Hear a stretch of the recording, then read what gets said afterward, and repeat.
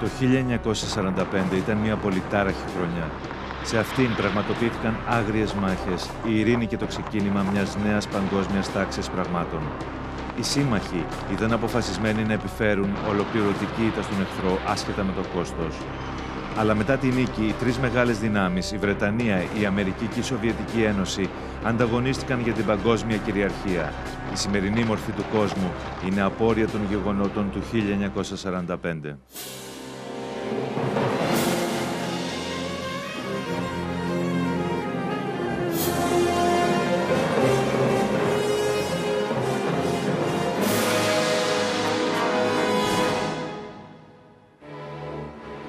Σε αυτό το επεισόδιο θα δούμε πως στο τέλος του 1945 η μορφή του κόσμου θα άλλαζε για πάντα. Εκατομμύρια ανθρώπων αναγκάστηκαν να μετακινηθούν και να αλλάξουν χώρα και πατρίδα, καθώς τα σύνορα επανασχεδιάστηκαν και τοποθετήθηκαν νέες κατοχικές κυβερνήσεις. Οι δίκες πολέμου τον Νοέμβριο στην Ιρεμβέργη είχαν σκοπό να αποδώσουν δικαιοσύνη και να τιμωρήσουν την ηγεσία των Ναζί. Στο τέλος του χρόνου, η Αμερική και η Σοβιετική Ένωση βρέθηκαν στα πρόθυρα του ψυχρού πολέμου. Οι δυνάμεις που θα διαμόρφωναν τη διεθνή πολιτική σκηνή για τα επόμενα 50 χρόνια δημιουργήθηκαν το 1945.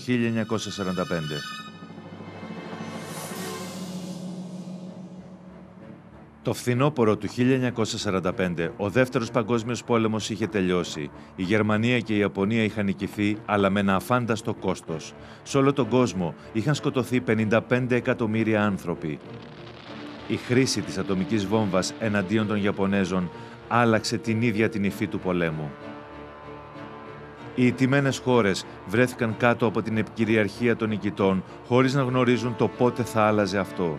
Η Γερμανία είχε διαμελιστεί σε ζώνες που ελέγχονταν από τη Σοβιετική Ένωση, τη Βρετανία και τη Γαλλία.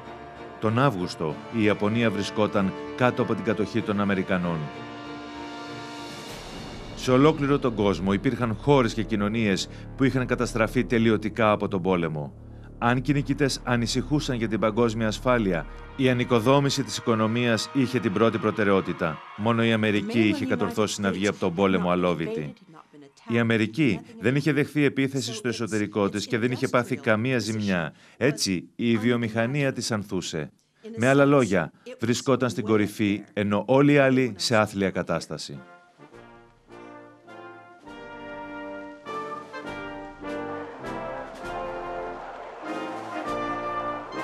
Μεταξύ του 1940 και του 1944, η αμερικανική βιομηχανία είχε ρυθμό ανάπτυξης 50%.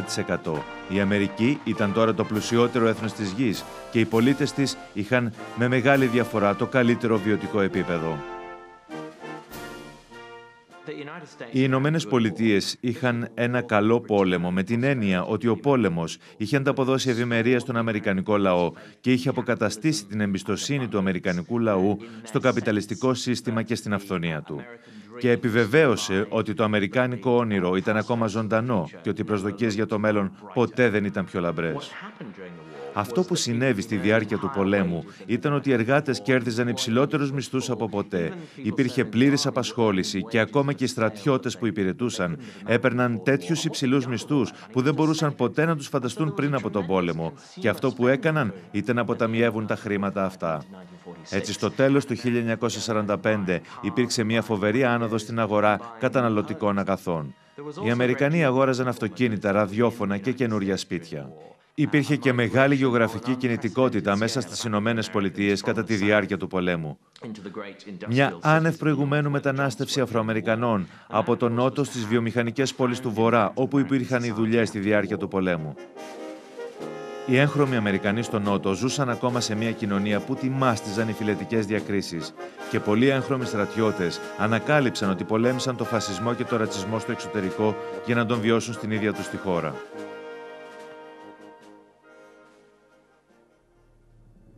Προσωπική μαρτυρία του Χάρι Τζόνς, Αφροαμερικανού στρατιώτη ηλικίας 26 ετών. Δεν πανηγύρισα ιδιαίτερα όταν γύρισα στην πατρίδα, αν και χάρηκα που είδα τους δικούς μου. Υπήρχαν οι ίδιες προκαταλήψεις όπως και πριν από τον πόλεμο, αλλά αντί να οργιστώ, εστιάστηκα στο να τελειώσω τις σπουδές μου. Τελείωσα το μεταπτυχιακό μου και πήρα το μάστερ, Αλλά όταν έκανα αιτήσεις για πρόσληψη στις μεγάλες εταιρείες, έμεινα εμβρόντιτος. Αν και περνούσα στις συνεντεύξεις στη δουλειά, την έπαιρναν οι λευκοί, που ορισμένους από αυτούς τους είχα βοηθήσει εγώ. Αν και είχα καλύτερα προσόντα από τους περισσότερους και παρά την προσφορά μου στο έθνος, οι προοπτικές μου ήταν πολύ περιορισμένες. Η εμπειρία των Αφροαμερικανών στο Δεύτερο Παγκόσμιο φύτεψε τους σπόρους του μελλοντικού κινήματος αστικών δικαιωμάτων. Ένα κίνημα παράλληλα με αυτό που υπήρξε στη Βρετανική Αυτοκρατορία, καθώς οι κραυγές για ανεξαρτησία στην Ινδία και αλλού είχαν φτάσει στο αποκορύφωμά τους. Αλλά ήταν πλέον μια αυτοκρατορία που η Βρετανία δεν μπορούσε να διαχειριστεί. Μια και ήταν η μόνη χώρα που είχε πολεμήσει σε όλη τη διάρκεια του πολέμου, η Αγγλία μπορεί να είχε νικήσει, είχε όμως και πτωχεύσει. Για τον αγγλικό λαό, η ζωή στην εποχή της ειρήνης θα ήταν μια συνέχιση των στερήσεων του πολέμου. Κατά ένα παράλογο τρόπο, η ζωή των Βρετανών μετά το τέλος του πολέμου ήταν πολύ δυσχερής. Γιατί οι μεν Γερμανοί κατανοούσαν ότι είχαν χάσει τον πόλεμο. Από την άλλη, οι Βρετανοί πίστευαν ότι επειδή νίκησαν, θα είχαν μια ανάταση. Αλλά όταν στάθηκαν ανάμεσα στις ρουκέτες και τα ερείπια των αεροπορικών επιδρομών και σε ένα έθνος που είχε πτωχεύσει, καταλήφθηκαν από μια τεράστια απογοήτευση. Κατά κάποιο τρόπο, οι δύο που άργησαν να μπουν στον πόλεμο, οι Ρώσοι και οι Αμερικανοί, συμμετείχαν όχι λόγω θέματος αρχής, αλλά επειδή δέχτηκαν επίθεση, είχαν εξέλθει από τον πόλεμο πανίσχυροι.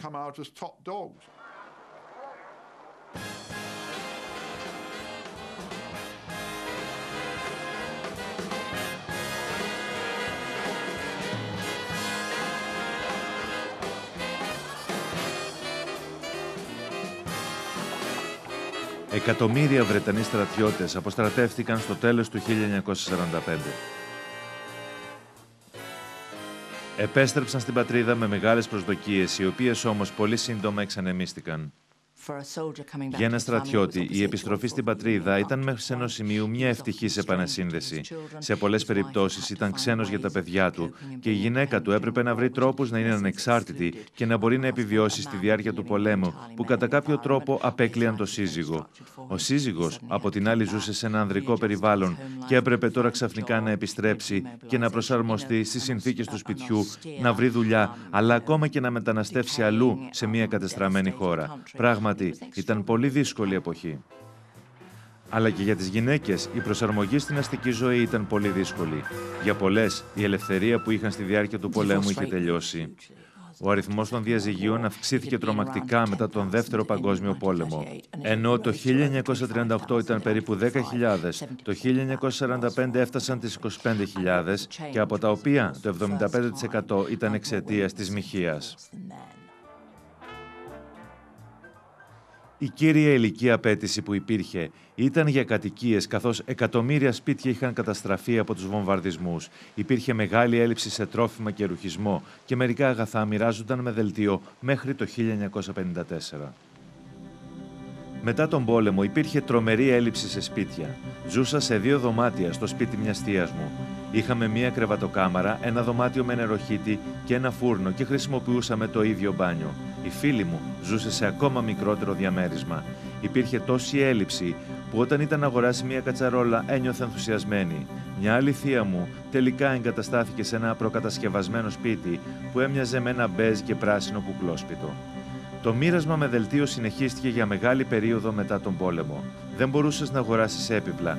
Αναγκαζόσουν να αγοράσεις πρακτικά έπιπλα που ήταν από πολύ φθηνό ξύλο και τα συναρμολογούσες για να κάνεις συρτάρια και τραπέζια. Τον Ιούλιο, η ελπίδα για μια πιο δίκαιη και καλύτερη ζωή έφερε στην εξουσία το Εργατικό Κόμμα υπό την ηγεσία του Κλέμεντ Άτλι. Η σκληρή πραγματικότητα στο τέλος του πολέμου στη Βρετανία οδήγησε στην εξουσία την κυβέρνηση του Άτλι, από την οποία αναμενόταν η εκπλήρωση των προσδοκιών για μια καλύτερη κοινωνία και τον τερματισμό της φτώχειας. Όμως ο Άτλι είχε να διαχειριστεί ένα σχεδόν χρεοκοπημένο έθνος και τα οικονομικά προβλήματα για τη δημιουργία μιας νέας κοινωνίας ήταν τεράστια. Στις 12 Οκτωβρίου, ο νέος Υπουργός Οικονομικών, ο Χιου Ντόλτον, έκανε την πρώτη ομιλία του για τον προϋπολογισμό. Και με αυτήν περιέγραφε το όραμα των εργατικών για το μέλλον και άνοιγε το δρόμο για την εθνικοποίηση της βιομηχανίας και τη δημιουργία Εθνικού Οργανισμού Ασφάλισης και Υγείας. Πολλοί συμβούλευαν την κυβέρνηση του Άτλη ότι όλα αυτά για μια πιο δίκαιη κοινωνία είναι πολύ ωραία, αλλά όχι τώρα που είμαστε υπερχρεωμένοι. Ο Άτλη όμως ήξερε ότι τώρα ήταν η πολιτική ευκαιρία και αν δεν γινόταν τώρα, δεν θα γινόταν ποτέ. Ο Σοβιετικός λαός είχε πληρώσει ένα πολύ ακριβό τίμημα για να κερδίσει τον πόλεμο.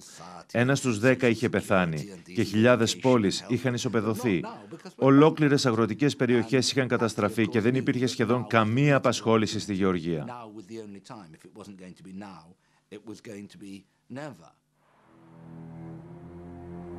Η Σοβιετική Ένωση είχε υποστεί δυσανάλογο κόστος στις ζημιές και περίπου 27.000 άνθρωποι σκοτώθηκαν, οι περισσότεροι από αυτούς άνδρες. Έτσι οι γυναίκες κλήθηκαν να σηκώσουν ένα τεράστιο βάρος. Και οι στατιστικές μετά τον πόλεμο δείχνουν τεράστια αναλογία υπέρ των γυναικών. Η Σοβιετική Ένωση δεν είχε πόρους για να τους διαθέσει στην ανοικοδόμηση, γιατί στη Δυτική Σοβιετική Ένωση είχαν καταστραφεί τα πάντα και η προσπάθεια που είχαν καταβάλει για να νικήσουν τον πόλεμο ήταν υπερβολική.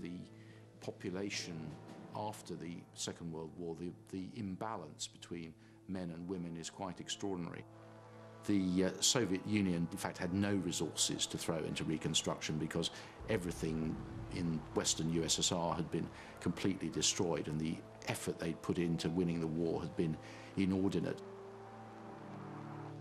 Οι λαιλασίες και η μαύρη αγορά άνθιζαν και η ένομη τάξη είχε καταρρεύσει. Ο Στάλιν αμέσως διέταξε την επαναφορά του παλιού συστήματος ελέγχου στη Σοβιετική Ένωση.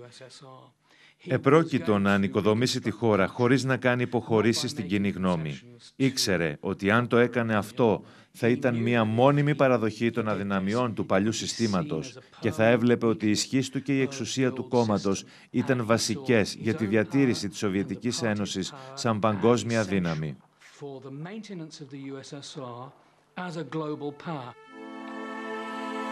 Ο αγώνας για την παγκόσμια επικυριαρχία μεταξύ του Στάλιν και των άλλων αρχηγών κρατών θα είχε μεγάλη επίδραση σε εκατομμύρια ανθρώπους που η ζωή τους είχε ήδη αλλάξει για πάντα με τον πόλεμο.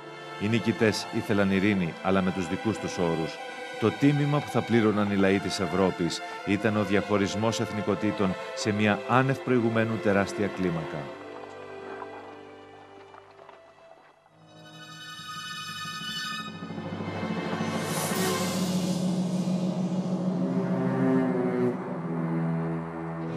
Το φθινόπωρο του 1945 ήταν η αυγή μιας νέας μεταπολεμικής εποχής.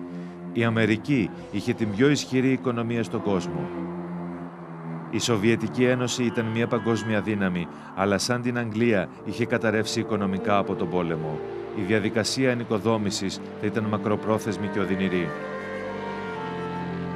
Μετά από 6 χρόνια πολέμου, οι νικητές σύμμαχοι επιθυμούσαν έντονα να δημιουργήσουν τις βάσεις για ένα σταθερό και ειρηνικό κόσμο.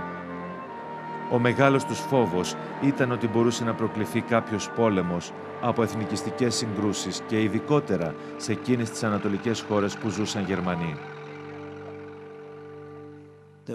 Υπήρχαν πολλά εκατομμύρια Γερμανοί που ζούσαν στην Ανατολική Ευρώπη και μιλούσαν τη γερμανική γλώσσα εδώ και πολλούς αιώνες.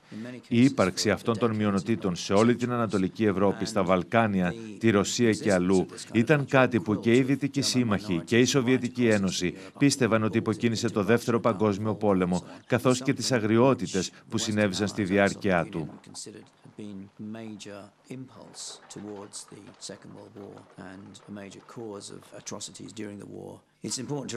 Είναι σημαντικό να θυμόμαστε ότι το σχέδιο των Ναζί για την Ανατολή και Ανατολική Κεντρική Ευρώπη προέβλεπε την εθνική αναδιοργάνωση των λαών. Οι Εβραίοι που ζούσαν εκεί έπρεπε να εξολοθρευτούν και έως και 30.000 Σλάβοι θα πέθαιναν μακροπρόθεσμα από την πείνα ή τα καταναγκαστικά έργα. Ενώ αυτοί που είχαν τη γερμανική υπηκότητα και ζούσαν εκεί ή στη Γερμανία θα μεταφέρονταν και θα τοποθετούνταν υπεύθυνοι σε μεγάλα αγροκτήματα, στα οποία θα δούλευαν ηθαγενείς σκλάβοι. Αν λάβουμε υπόψη αυτό το παρασκήνιο, θα είναι πολύ δύσκολο να κατανοήσουμε το μίσος και την πικρία που αισθάνονταν οι Τσέχοι, οι Σλοβάκοι και οι Πολωνοί απέναντι στις ομάδες γερμανικής καταγωγής που ζούσαν εκεί.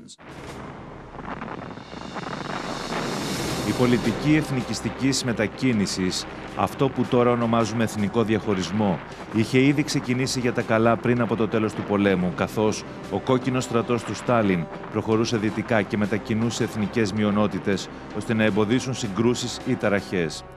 Στο τέλος του Ιουλίου του 1945, στη συνδιάσκεψη του Πότσδαμ, αυτή η πολιτική εγκρίθηκε επίσημα. Ο Τσόρτσιλ, ο Στάλιν και ο Τρούμαν υποστήριξαν τη μαζική απέλαση των γερμανικής υπηκότητας κατοίκων από τα σπίτια τους που ζούσαν στην Ευρώπη, ακόμα και αυτών που ζούσαν στην Πολωνία και την Ουγγαρία. Το Πότσδαμ σχεδιαγράφιζε ένα νέο χάρτη. Ξανασχεδίασε τα σύνορα πολλών χωρών της Ανατολικής Ευρώπης. Η μεγάλη αλλαγή έγινε με τη μετακίνηση της Πολωνίας προς τα δυτικά. Η χώρα μετακινήθηκε δυτικά ώστε να καταλάβει ένα μέρος της Γερμανίας, αλλά παρέδωσε και ένα τμήμα της δικιάς της επικράτειας στη Σοβιετική Ένωση. Έτσι έγιναν πολλές αλλαγές συνόρων, ενώ ταυτόχρονα γινόταν και ο διαχωρισμός των εθνικοτήτων.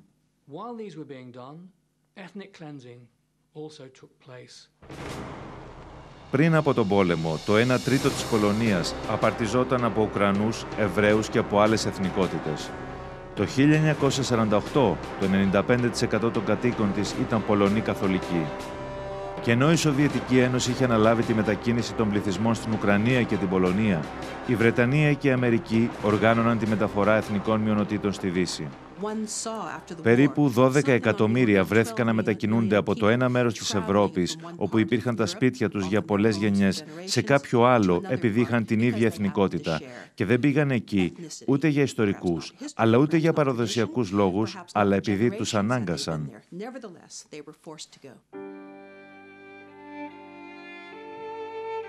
Η οικογένειά μου ζούσε στο Καρλσμπαντ. Μια μέρα, όλες οι Γερμανίδες και τα παιδιά τους πήραν εντολή να μαζέψουν μερικά πράγματα.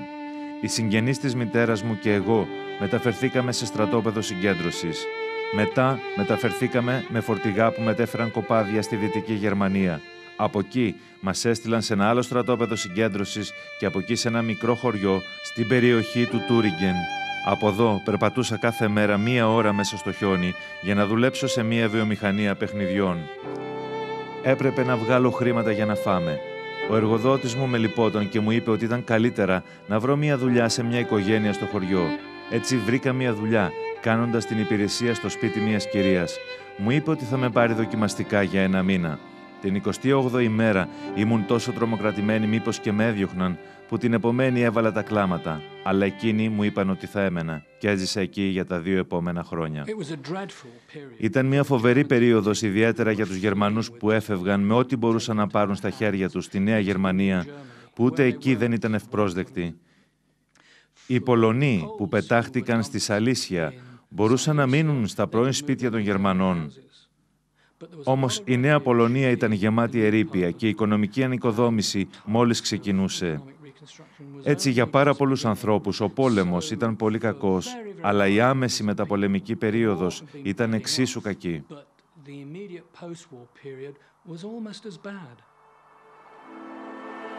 Εκατομμύρια άνθρωποι μετακινήθηκαν δια της βίας από τα σπίτια τους, εκ των οποίων τα 12 εκατομμύρια ήταν Γερμανοί.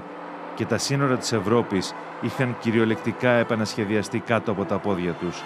Έγινε μια Ευρώπη χωρών χωρισμένων κατά εθνικότητα. Η μόνη εξαίρεση ήταν η Ιουγκοσλαβία. Η εθνική αντίσταση στη διάρκεια του πολέμου γιγαντώθηκε σε μεγάλη πολιτική δύναμη.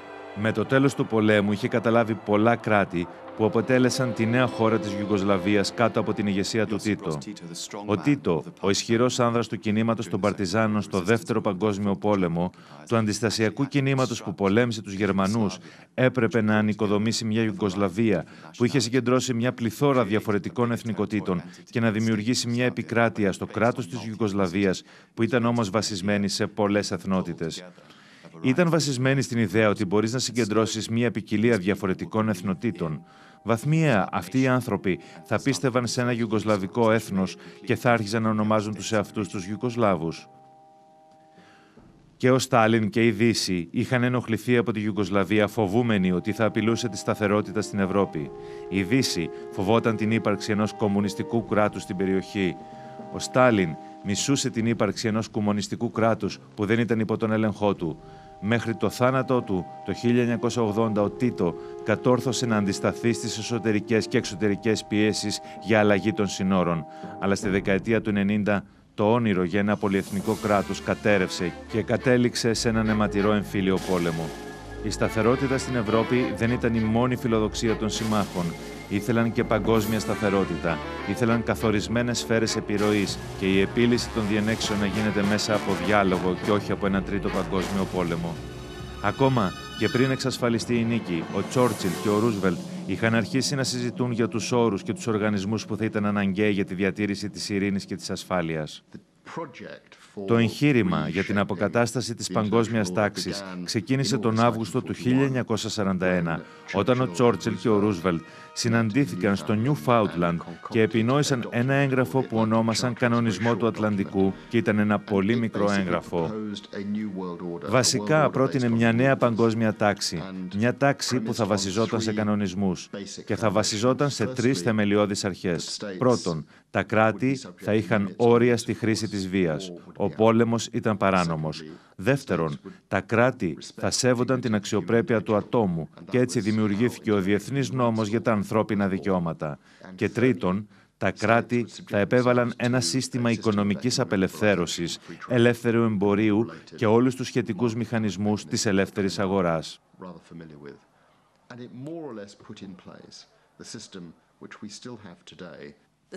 Ο Δεύτερος Παγκόσμιος Πόλεμος ήταν μια αποφασιστική καμπή όχι μόνο για τις απόψεις, αλλά και για τη θέση της Αμερικής στον πλανήτη.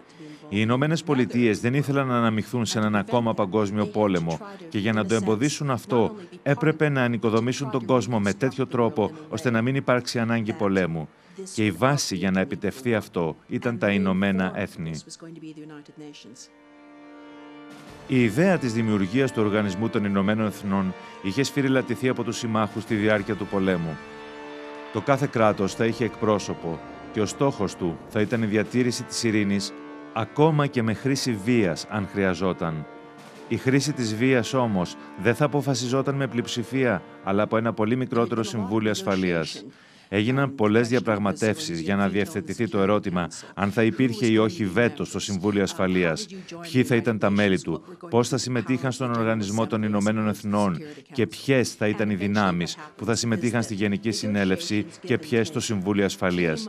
Τελικά, από το πάρε-δώσε των διαπραγματεύσεων, προέκυψε ένας οργανισμός με τον οποίο θα μπορούσαν να συνεργαστούν όλες οι μεγάλες δυνάμεις.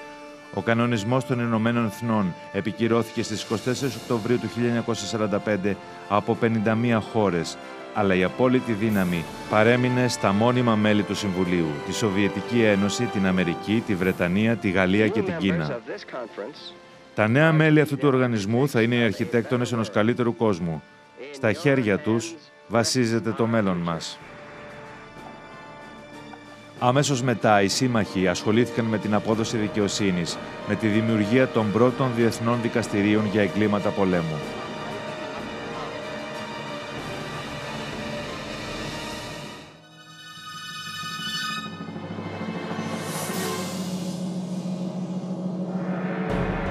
Το Νοέμβριο του 1945 είχε δημιουργηθεί ένα Παγκόσμιο Συμβούλιο Διατήρησης της Ειρήνης, τα Ηνωμένα Έθνη. Η Ευρώπη είχε μετασχηματιστεί σε ξεχωριστά κράτη, αλλά το μέλλον της Γερμανίας δεν είχε ακόμα αποφασιστεί. Κανένας από τους συμμάχους δεν ήθελε μια ισχυρή και επιθετική Γερμανία μέσα στην καρδιά της Ευρώπης. Οι Γερμανοί ζούσαν ακόμα σε άθλιες συνθήκες και δεν είχαν καθαριστεί τα ερείπια από τους βομβαρδισμούς, παρόλο που η προσπάθεια για το καθάρισμα των ερειπίων κάτω από την επίβλεψη των συμμάχων ξεκίνησε αμέσως. Γινόταν κυρίως από γυναίκες, τις επωνομαζόμενες γυναίκες συντρίμμια, επειδή καθάριζαν τα ερείπια. Ζούσαν σε συνθήκες στις οποίες το νόμισμα έχανε την αξία του και που η μαύρη αγορά που ήδη είχε ξεκινήσει από τους Ναζί στα τελευταία χρόνια του πολέμου είχε πάρει μορφή επιδημίας. Η Γερμανία ήταν ένα τεράστιο πρόβλημα για την κυβέρνηση, γιατί ενώ δεν είχε απομείνει τίποτε από αυτήν, από την άλλη δεν ήθελαν να δημιουργήσουν και πάλι αυτό που προϋπήρχε. Έπρεπε να ανοικοδομήσουν τη Γερμανία, αλλά και να τιμωρήσουν τους Ναζί. Για να καθαρίσουν τη Γερμανία από τους Ναζί, οι σύμμαχοι έπρεπε να ξεχωρίσουν αυτούς που είχαν ενεργή συμμετοχή στο καθεστώς από τους συνοδοιπόρους.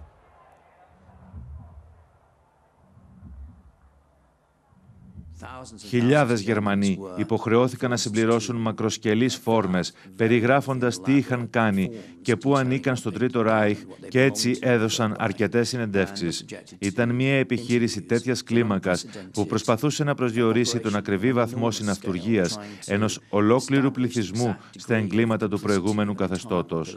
Και η σειρά στη λίστα ξεκινούσε από τους ανένδοτους Ναζί και έφτανε μέχρι το συνοδοιπόρος και το δεν συμμετείχε. Και μετά από αυτό σου δινόταν ή όχι ευκαιρία να βρεις δουλειά, να βγάλεις μεροκάματο, να εξασκήσεις το προηγούμενο σου επάγγελμα και ούτω καθεξής. Αυτή η διαδικασία έγινε αντικείμενο πολιτικής εκμετάλλευσης με ανθρώπους που ήταν πολύ σοβαρά μπλεγμένοι με το καθεστώς, να προσπαθούν να παρουσιάσουν μαρτυρίες για να πείσουν τα δικαστήρια ότι ήταν απλά συνοδοιπόροι ή οι συνοδοιπόροι να πείσουν ότι δεν είχαν καμία συμμετοχή. Υπήρχαν πολλές ενδείξεις ότι ο ναζισμός είχε επηρεάσει πολύ περισσότερο την νοοτροπία των νεότερων Γερμανών από ότι τους μεγαλύτερους. Οι σύμμαχοι προχώρησαν στη δημιουργία ενός νέου αναμορφωτικού συστήματος με νέα βιβλία, με προσπάθεια ανέβρεσης δασκάλων με δημοκρατικά πιστεύω για τα σχολεία, με ταινίες και με ραδιοφωνικά προγράμματα.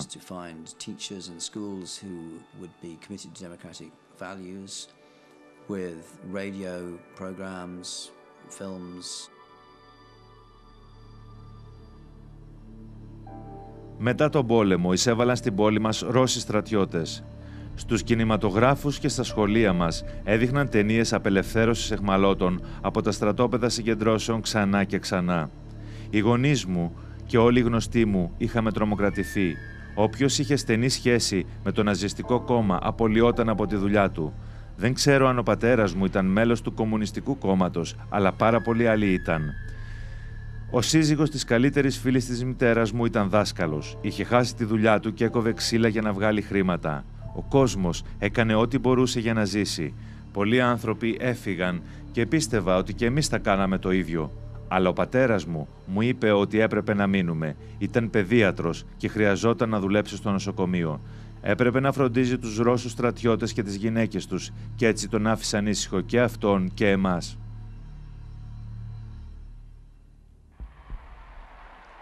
Οι αξιωματούχοι του καθεστώτος των Ναζί αντιμετώπισαν μια διαφορετική μοίρα. Αρχικά και ο Τσόρτσιλ και ο Στάλιν είχαν σκεφτεί να του φεκίσουν τον Χίτλερ και όσους από τους αρχηγούς των Ναζί θα επιβίωναν του πολέμου. Βαθμιαία όμως πίστηκαν ότι θα είχε μεγαλύτερο νόημα και θα τόνιζε την εξουσία του νόμου που τόσο πολύ είχε υποφέρει από την ναζιστική Γερμανία αν τους δίκαζαν σε ένα διεθνές στρατοδικείο.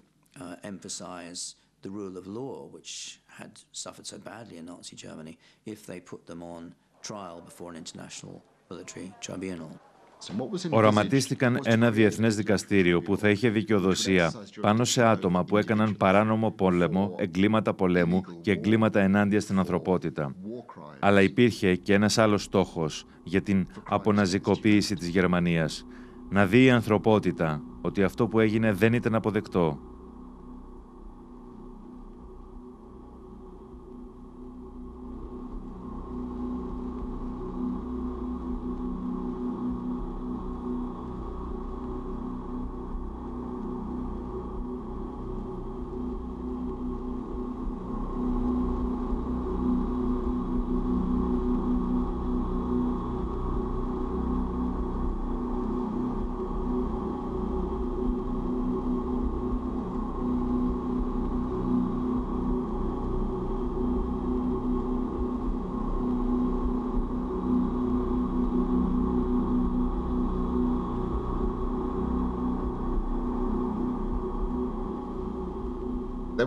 Να δει λοιπόν όλη η ανθρωπότητα ότι αυτό που έγινε δεν ήταν αποδεκτό. Να δείξει ότι όταν οι άνθρωποι ξεπερνούν τα καθιερωμένα όρια ανθρώπινης συμπεριφοράς, θα πρέπει να τιμωρούνται.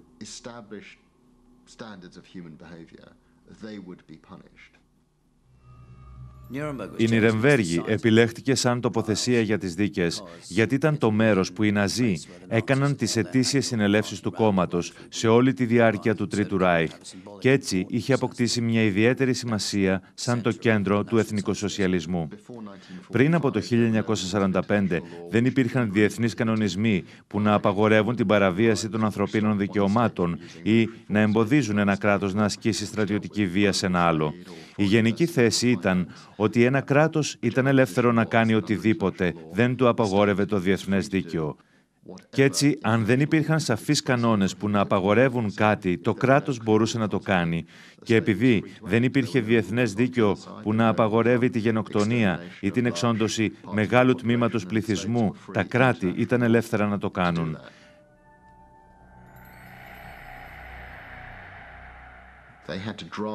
Έπρεπε να νομοθετήσουν καινούριους κανόνες και αυτό πάντα αμφισβητούσε τη διαδικασία της Νιρεμβέργης, γιατί σήμαινε ότι οι νόμοι που εφαρμόστηκαν σε γεγονότα που έγιναν μετά το 1939 δεν υπήρχαν όταν συνέβησαν τα γεγονότα.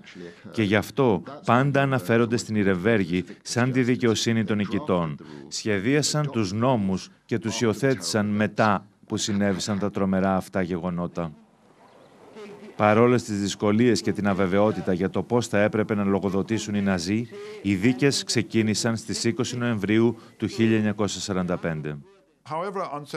Αλλά όσο και ατελείς και να ήταν οι δίκες της Νιρεμβέργης, δεν έπαβαν να είναι μια πραγματική προσπάθεια επιβολής ενός κώδικα δικαιοσύνης σε ένα καθεστώς που έφερνε τεράστια δυστυχία σε όλο τον κόσμο. 24 ηγετικά στελέχη των Ναζί δικάστηκαν στο πρώτο δικαστήριο. Στους 11 επιβλήθηκε η ποινή του θανάτου και οι υπόλοιποι φυλακίστηκαν.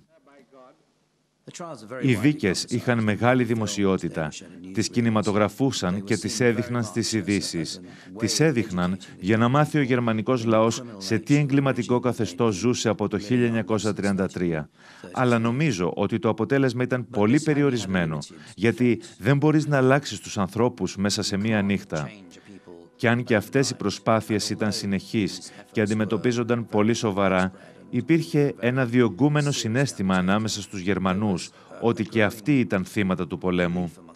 Και πολλοί Γερμανοί θεωρούσαν αυτές τις δίκες για τα εγκλήματα πολέμου σαν ένδειξη μνησικακίας.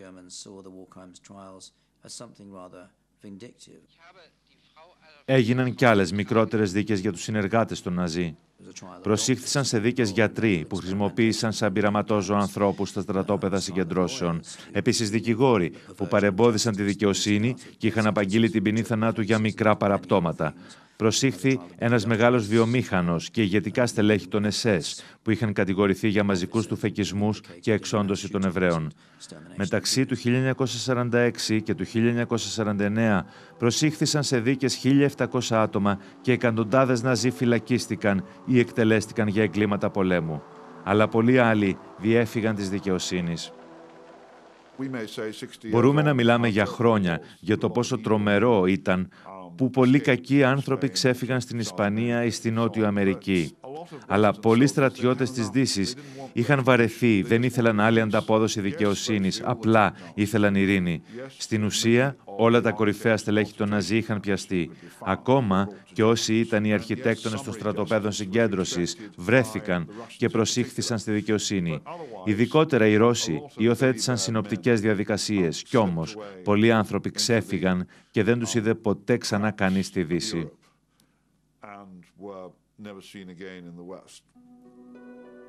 Στην Ιαπωνία, η δικαιοσύνη αποδόθηκε από τους συμμάχους. Οι δίκες ξεκίνησαν στο Τόκιο τον Μάιο του 1946, κάτω από την επίβλεψη των Αμερικανών. Εκατοντάδες Ιάπωνες αξιωματικοί δικάστηκαν για εγκλήματα πολέμου, για γενοκτονία και εγκλήματα εναντίον των αιχμαλώτων πολέμου.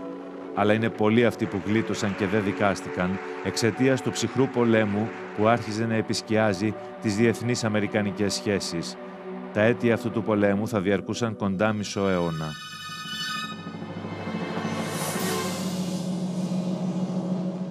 Το Δεκέμβριο του 1945 είχε σχεδιαστεί η μορφή του εναπομείναντος 20ου αιώνα. Η Βρετανία δεν ήταν πλέον παγκόσμια δύναμη. Η Αμερική ήταν μια οικονομική υπερδύναμη, αποφασισμένη να επιβάλλει τον καπιταλισμό στον πλανήτη.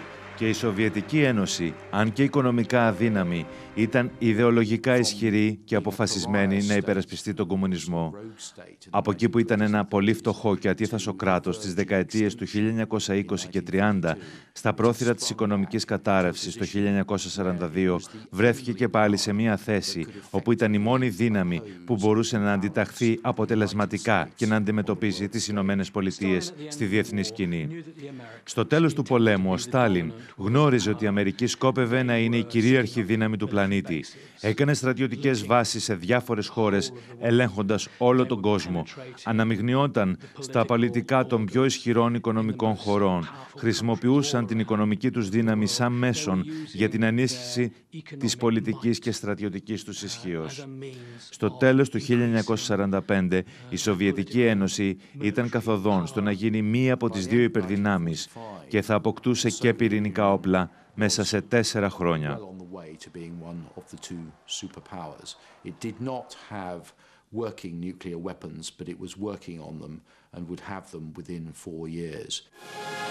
Τον Αύγουστο του 1949 η Σοβιετική Ένωση έκανε την πρώτη πετυχημένη ατομική δοκιμή της. Αλλά το πραγματικό όπλο των Αμερικανών στον ανταγωνισμό τους με τη Σοβιετική Ένωση ήταν η οικονομία τους. Από την ύφεση της δεκαετίας του 30, η Αμερική είχε γίνει η πιο πλούσια χώρα του κόσμου. Στο τέλος του 1945, οι Ηνωμένες Πολιτείες είχαν το 50% της οικονομικής ανάπτυξης του πλανήτη. Οι Αμερικανοί είχαν σχεδόν το μονοπόλιο στις νέες αναπτυσσόμενες τεχνολογίες των ηλεκτρονικών και της αεροναυπηγικής. Οι Ηνωμένες Πολιτείες όχι μόνο δεν κινδύνευαν να πτωχεύσουν, αλλά ήταν ο κύριος πιστωτής των άλλων χωρών. Ήταν στην ακμή της δύναμής τους. Η Σοβιετική Ένωση ανέμενε ότι οι Ηνωμένες Πολιτείες θα έμπαιναν σε βαθιά ύφεση μετά τη λήξη του πολέμου, γιατί δεν θα έβρισκε πού να πουλούσε το πλεόνασμα της παραγωγής της.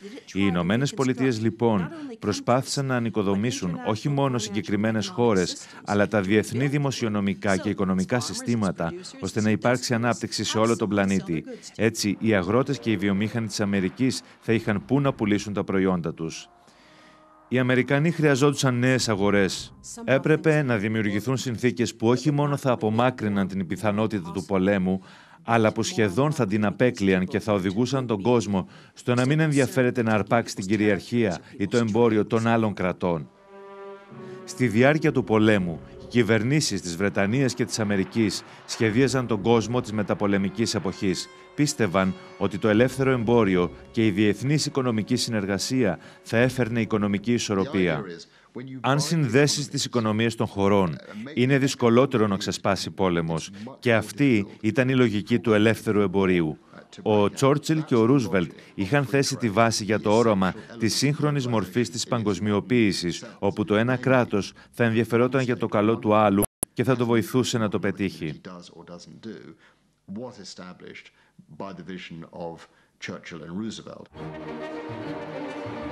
Εν τούτοις, στο τέλος του πολέμου, η Βρετανία και η Αμερική δεν ήταν τόσο ισότιμοι συνέτεροι και το συναίσθημα συνεργασίας εξαφανίστηκε. Ένα από τα πρώτα θύματα ήταν η ίδια η Βρετανία. Τα αποθέματα χρυσού της Βρετανίας είχαν εξαφανιστεί και για να επιβιώσει βασίστηκε στην αμερικανική βοήθεια και σε στρατιωτικά και βιομηχανικά εφόδια που θα έπρεπε να τα πληρώσει αργότερα. Σχεδόν μόλις ανέλαβε η κυβέρνηση του Άτλη, οι Ηνωμένες Πολιτείες ξαφνικά απέσυραν την εκμισθωμένη πίστοση. Αυτό ήταν θέμα ζωής και θανάτου για τη Βρετανία και σήμαινε άμεση πτώχευση. Το μόνο πράγμα που έμενε στη Βρετανία ήταν να πάρει ένα μεγάλο αμερικανικό δάνειο και για να γίνει αυτό έγιναν μακροπρόθεσμες και σκληρές διαπραγματεύσεις. Οι Αμερικανοί γνώριζαν πολύ καλά ότι η Βρετανία ήταν σε άθλια οικονομική κατάσταση. Είδαν την ανάγκη δανειοδότησης των Βρετανών σαν ένα μέσον για να επιβάλλουν στους Βρετανούς συγκεκριμένους όρους εμπορίου και οικονομικής πολιτικής, όπως το ελεύθερο εμπόριο μεταξύ τους. Οι Βρετανοί το είδαν σαν άνοιγμα της αυτοκρατορίας τους και κατάληψής της από τις αμερικανικές επιχειρήσεις. Οι Αμερικανοί πάλι το είδαν σαν μια απελευθέρωση των επιχειρηματιών τους και αυτό ήταν ένα από τα παραδείγματα των αλλαγών που ήθελαν να επιβάλλουν στη Βρετανία σαν τίμημα για την οικονομική βοήθεια που τόσο απεγνωσμένα χρειαζόταν. Οι τελικές διαπραγματεύσεις κατέληξαν σε ένα δάνειο πολύ μικρότερο από αυτό που ήλπιζε η Βρετανία. Η Βρετανία δανείστηκε 3,75 δισεκατομμύρια λίρες, αλλά με πολύ σκληρούς όρους και έπρεπε να εξοφληθούν εντόκως μέσα στα επόμενα 50 χρόνια. Με αυτούς τους όρους ήταν σίγουρο ότι το πολύ σε 2-3 χρόνια η Βρετανία θα αντιμετώπιζε οικονομική κρίση και η οποία όντως συνέβη το 1947.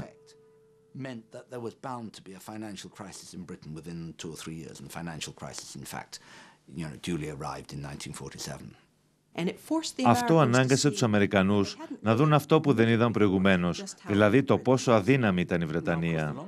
Και αυτό σήμαινε ότι μακροπρόθεσμα η Βρετανία θα εξαρτιόταν οικονομικά και πολιτικά από τις Ηνωμένες Πολιτείες, κάτι που ισχύει μέχρι και σήμερα. Υποθέτω ότι από την εποχή του Άτλι δεν υπάρχει ούτε ένας πρωθυπουργός που να μην είδε την Αμερική και την αμερικανική συνεργασία σαν τη μοναδική συνεργασία που ήταν πραγματικά σημαντική για αυτούς.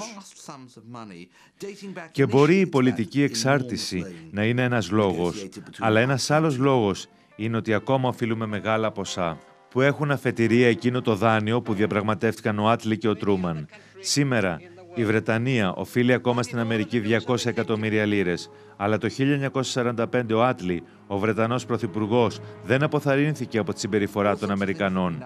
Αρνήθηκε να παρεκκλίνει από το σχέδιό του για σοσιαλιστικές μεταρρυθμίσεις. Πολλά πράγματα τώρα τα θεωρούμε δεδομένα. Το ότι άμα αρρωστήσεις μπορείς να επισκεφτείς τον γιατρό χωρίς να σκεφτείς αν έχεις χρήματα ή όχι.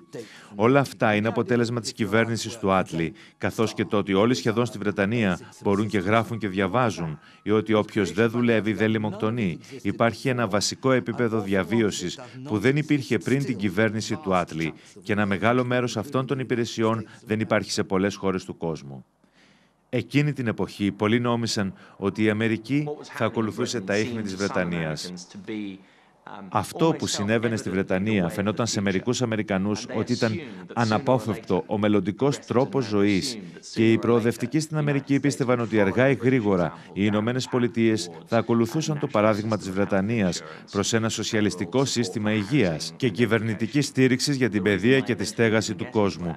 Ο λόγος που τελικά δεν κατέληξαν εκεί ήταν γιατί η Συντηρητική Συμμαχία, οι Ρεπουμπλικάνοι και οι Συντηρητικοί Δημοκράτες υποστήριζαν τώρα ότι δεν έπρεπε να κοντράρουν την αμερικανική παράδοση που βασιζόταν στην ατομική δημιουργία και σε περιορισμένη κυβερνητική παρέμβαση και όχι στην πολιτική που θεωρείται όλο και περισσότερο σαν προβολή της σοβιετικής απειλής. Καθώς οι θέσεις των Αμερικανών σκλήραιναν, η κυβέρνηση πήρε στα χέρια της τον έλεγχο του Νομισματικού Ταμείου και της Παγκόσμιας Τράπεζας, που και τα δύο ιδρύθηκαν τις τελευταίες μέρες του 1945. Η συνεργασία και η αλληλοϊποστήριξη των ημερών του πολέμου και οι ελπίδες της συνέχισης της ειρήνης πολύ σύντομα ξεχάστηκαν και η Ευρώπη θα αντιμετώπιζε πολλά χρόνια μεγάλης στέρησης. Η Αμερική προσέφερε βοήθεια για ανοικοδόμηση με το σχέδιο Μάρσαλ. Οι Ηνωμένες Πολιτείες με το σχέδιο Μάρσαλ ανάγκασαν, ενθάρρυναν και διευκόλυναν αυτές τις χώρες να σπάσουν τα εμπόδια των εμπορικών δασμών και να γίνουν μια τεράστια αγορά. Αυτό θα επέτρεπε στην Ευρώπη να ανοικοδομηθεί, να γίνει μια ζωτική ήπειρος που θα μπορούσε να αντιταχθεί στη Σοβιετική Ένωση και να είναι μια τεράστια αγορά που θα απορροφούσε όλα τα πλεονάζοντα αγροτικά προϊόντα, κονσερβοποιημένα κρέατα, αυτοκίνητα και χάλιβα. Ήταν λοιπόν μια κατάσταση από την οποία έβγαιναν κερδισμένοι και οι Ηνωμένες Πολιτείες και η Ευρώπη. Με τη βοήθεια του σχεδίου Μάρσαλ άρχισε να ανοικοδομείται και η Γερμανία. Στο τέλος της δεκαετίας του 50 η οικονομία της είχε μεγάλη ανάπτυξη.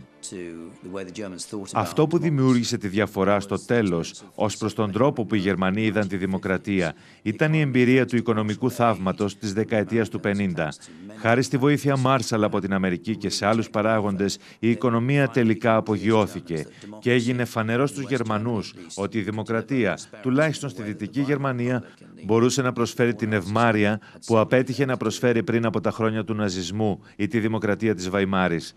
Η Αμερική είδε πόσο σημαντικό ήταν να εξασφαλίσει στην Ιαπωνία την ανοικοδόμηση της χώρας από την καταστροφή του πολέμου, αλλά και να δημιουργήσει ένα σύμμαχο απέναντι στην απειλή της Κίνας. Η Αμερική έφυγε από την Ιαπωνία το 1952, όταν η Ιαπωνία ήταν πλέον οικονομικά υγιής και πολιτικά δημοκρατική. Στο τέλος του 1945, ο κόσμος χωριζόταν σε δύο ιδεολογικά μπλοκ.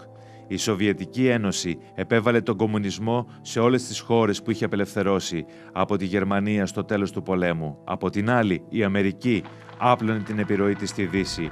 Αυτές οι δύο αντίθετες απόψεις θα κυριαρχούσαν στην παγκόσμια πολιτική σκηνή για περίπου 50 χρόνια. Με το τέλος του 1945 έχουμε ένα μεταμορφωμένο κόσμο, τις Ηνωμένες Πολιτείες, με απεριόριστη ισχύ, δύναμη, πλούτο και επιρροή. Το Ηνωμένο Βασίλειο, που συνειδητοποιεί τις αδυναμίες του, αλλά και πόσο πρέπει να συμπλεύσει με τις Ηνωμένες Πολιτείες και είναι ο κύριος λόγος που στην ουσία κάνουν ό,τι θέλει η Αμερική. Αλλά και τη Σοβιετική Ένωση, που κατά κάποιο τρόπο επανήλθε στην προπολεμική της θέση να θεωρείται σαν εχθρός. Έχουμε λοιπόν μια κατάσταση όπου τρεις σύμμαχοι για πολλούς λόγους πρέπει να συνεργαστούν, αλλά και να έχουν καχυποψία μεταξύ τους. Και αυτό δημιούργησε τις μεταπολεμικές εντάσεις και κινδύνους και φυσικά με απρόβλεπτες συνέπειες.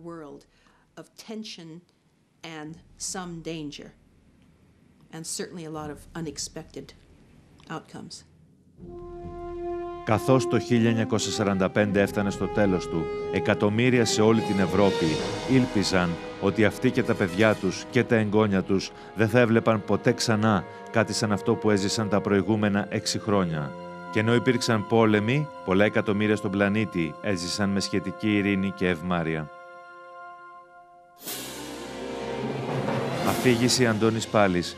Μετάφραση Χριστόφορος Καρασάβας. Ηχοληψία Ηρακλής Γιαννακόπουλος. Τεχνική επεξεργασία Στούντιο Τρίτον.